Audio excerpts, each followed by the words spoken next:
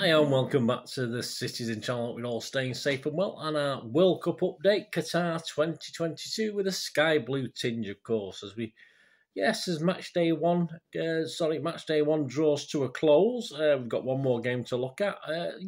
Number 2 kicked off today, so we're going to have a look at that today and look what's happening tomorrow as well. I'll go through the dates. It gets all very confusing, doesn't it? Today is the 25th of November and tomorrow is the 26th of November. So that's what we're looking at. And we're also looking at one game from the 24th, of course. So please join me. And if you're new to the channel, please push that subscribe button, push the bell notifications. Great to have you on board. All things, as I said, normally City. Obviously, as I say, this World Cup report does include other things as well, but we try and put a City twist to it.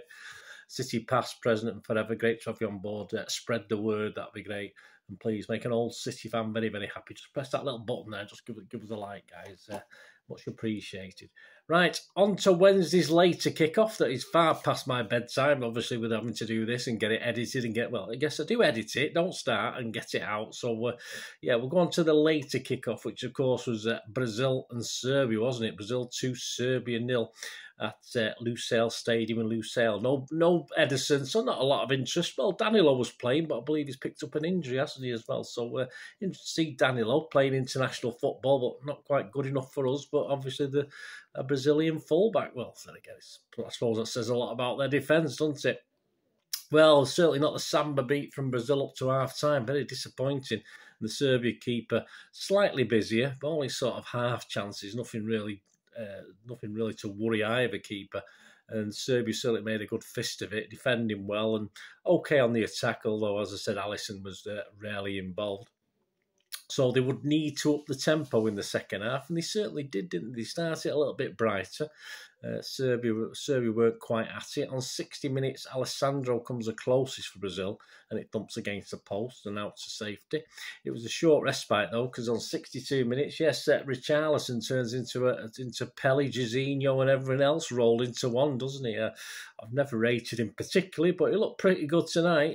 62 minutes, Richarlison scores from close range after a save from the keeper. That was okay. Poacher's goal. There was better to come, of course. And, of course, now Serbia has to give it more a go, so there's a little bit more room for Brazil then to play the fancy stuff and play the good football. And a fantastic goal. 73 minutes, Richarlison gets a spectacular sort of scissor kick, bicycle kick, whatever you want to call it. Very impressive from Richarlison. Yes, perhaps I'm changing my mind, but he'll have to do it a bit more often. But apparently he does for Brazil. But I don't really watch Brazil much apart from these, so I don't know. So there you go. But he didn't get a chance of a hat trick. That's a shame. I think he might have done that. I think he might have a good chance of getting a hat trick. Jesus came on for him, so another little City link from the past. Casemiro hits the bar. I mean, they're the United players for Brazil. They looked okay, actually, didn't they? That got me worried for when we get back. But Serbia sort of went by then, and it was really comfortable in the end for Brazil. And fully deserved a much better second half from them. And so, as we say, that was the last game yesterday, and we moved, of course, onto the 25th of November and match day 2. So all the second round games now on day 6 of the World Cup. So we've got the 10 a.m. kickoff was Iran 2, Wales 0. That was in Group B. Poor Wales. Ahmed bin Ali Stadium, Al Rayyan. 15 minutes after a lively start, Iran have a goal disallowed, rightly. Yeah, it was definitely offside. Iran really had the best of it. Wales had the odd thing. There's certainly a couple of chances they could have done better with. But, I think it was a fairly even first half. I think Iran were just edging it. They were certainly playing the better football, that's for sure. But they went in 0-0 at half-time. Iran incredibly hit the post twice in quick succession in the space of about 30 seconds on 53 minutes as he kept working away. And, of course, you would normally in football think, now they've had that chance, Wales could probably take advantage of their good fortune. But it never really worked like that. Iran just kept playing the football, kept knocking it about at pace, did very, very well. And Iran just dominated it. And if the woodwork didn't intervene, Hennessy had to make a couple of good saves. But on 84 minutes, Hennessy, all his good work was undone by one rash Ederson-like rush out of his goal. Danger. It was dangerous. He was only booked initially. It was definitely a red card. It was just a wild kick out. And all right, there was another defender perhaps could have got back to it. He wasn't the last man, but he had to be sent off for the challenge. I think it was terrible. As I say, so he got a red in the end, so that was overturned. The new goalkeeper come on. I think they should have played. I think they should have a rule where they have to play for a minute.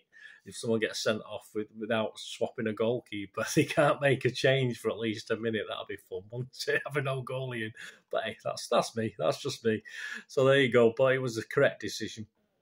So there wasn't a lot of time left, was there? With and you'd think, oh, perhaps Wales will hold on for the extra man advantage, but they didn't. It was 98 minutes, a shot from distance, and was it Chesney and a 102-minute Rezane with a nice dink over the keeper. It was 2-0. It was over for Wales, all done, and a thoroughly deserved victory for Iran. I don't think anyone can deny that. So after the two games, Iran end up on 3 points with a -2 goal difference, and Wales only on 1 point with a -2. So obviously it's all depending on the game tonight that I'm recording this before, of course, USA and England, to see how that one goes on. Right, on to Group A. Qatar 3, Senegal 1. That was a 1 p.m. kickoff at the Alpha Mama Stadium, Doha. Qatar struggled to get into this just a little bit, and it only seemed a matter of time, but the Senegal first goal came late on the first half, 40 minutes through Dia after a defensive slip. Ironically, after Senegal were upset having a penalty shout turned down as well. So it is what it is. That's what happens. So it's 0-1. It was 0-1 to half-time in Senegal's favour. And let's face it, based on what we've seen so far, they could be on the way out. But yeah, that even looked more likely after 48 minutes when Jedu glances in a header from a set piece and it's 2-0 to Senegal. And I think this finally woke. There were nothing to lose now, have they, Qatar? So it's that one of those things, it's 2-0, whoever scores the next goal, that makes a big difference. And they actually woke up when they started to create 1 or 2 half chances, Qatar, including by midway through the half, their first shot on target in this World Cup, which was an accomplishment in itself. And then the first ever World Cup goal was going to come, wasn't it?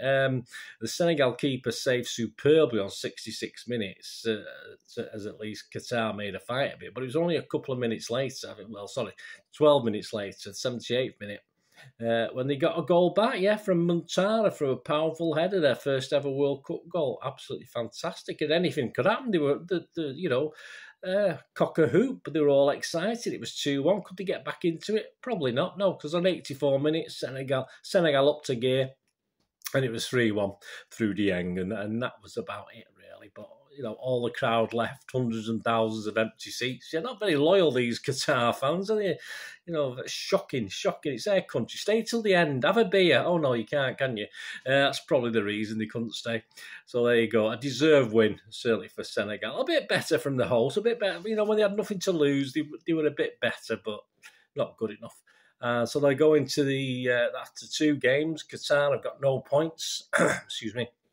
-4 goal difference. Senegal have got 3 points now with a 0 goal difference. So it'll be interesting to see how that goes on.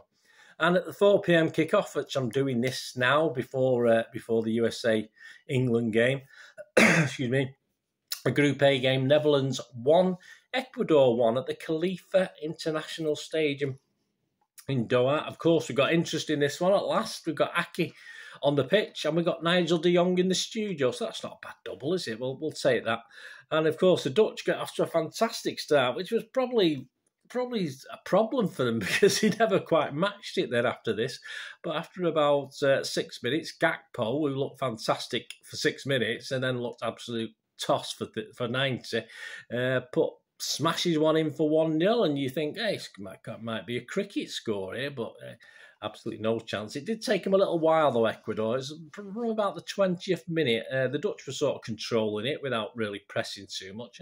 But from about the 20th minute, Ecuador began to take the game to the Netherlands. But for all their efforts, Netherlands still played reasonably controlled. A couple of half chances again for Ecuador. Although the Netherlands never really looked like they're going to add to their goal tally. So it was a bit of a funny display from Netherlands. I just don't think they're good enough. It's as simple as that.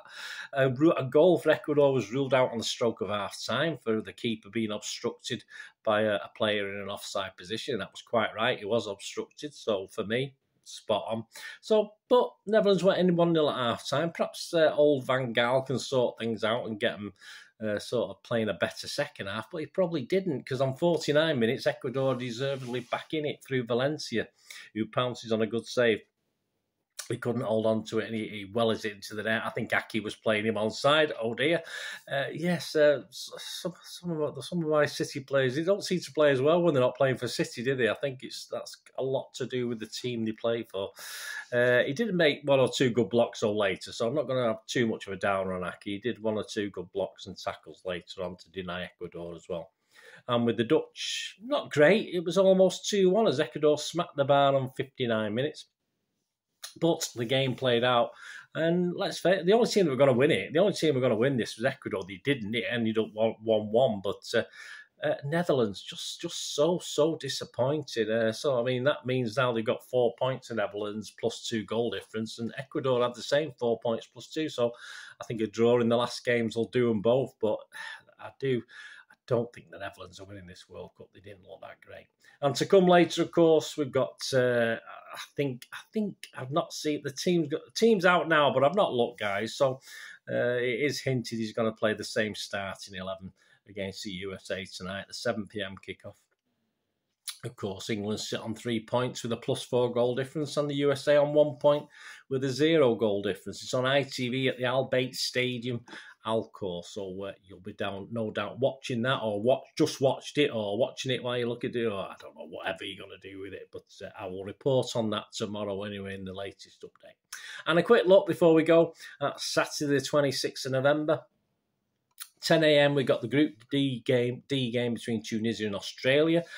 Tunisia are on 1 point with no goal difference, and Australia, of course, are on no points with a -3 goal difference. This is on the BBC at the Al Janoub Stadium.